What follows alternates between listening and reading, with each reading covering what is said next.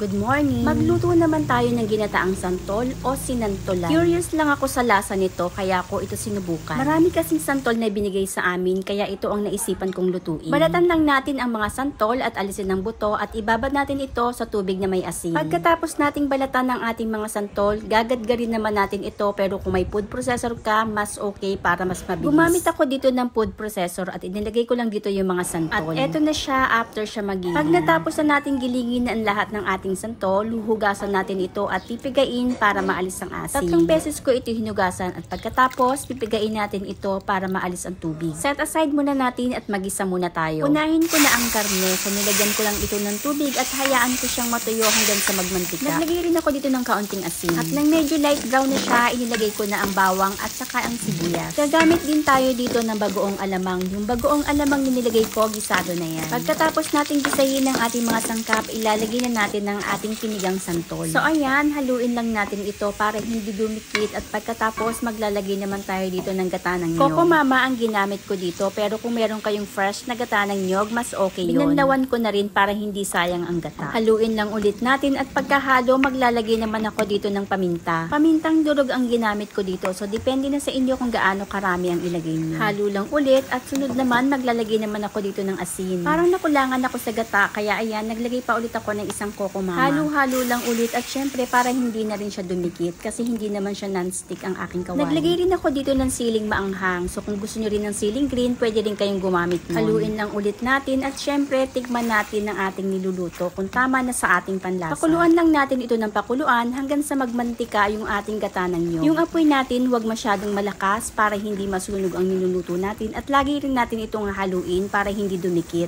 After ilang minutes, eto na siya, natuyo na yung kanyang gata, nagmamantika na ang ating sinantolan. Ang ginataang santol nga pala mas kilala yan sa Bicol. At madali lang din palang lutuin ang ginataang santol. At dahil luto na yan, maghain na tayo. Thank you for watching. Please don't forget to subscribe.